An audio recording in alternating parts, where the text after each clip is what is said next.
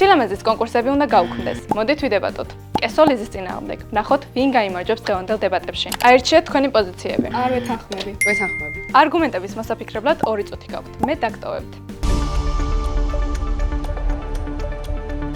პირველი რაუნდი. მოვისმინოთ ლიზის არგუმენტი. ლიზი, შენ ამისთვის 15 წამი გაქვთ. სილამაზე ყველას განსხვავებულად წარმოუდგენია. შესაბამისად, სილამაზის სტანდარტებიც სუბიექტურია. ანუ შეუძლებელია არსებობდეს ნამდვილი გამარჯვებული. თანაც რატომ უნდა გავსაჯოთ ადამიანი ისეთი რაღაცით, რასაც თავად ვერ აკონტროლებს.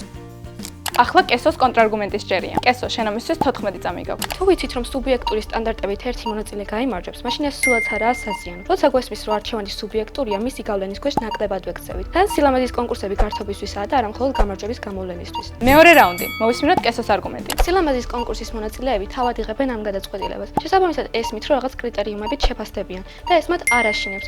იციან, როგორ შეინარჩუნონ თავდაჯერებულება. გამოდის, რომ კონკურსის მონაწილეები არ ზიანდებიან.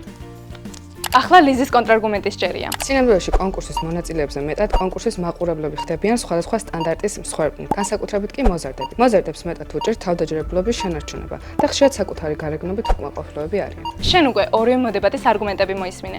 გამარჯვებული შენ უნდა გამოავლინო. კომენტარებში დაგვიწერე იმ მოდებატის სახელი, რომელმაც შენი აზრით გაიმარჯვა.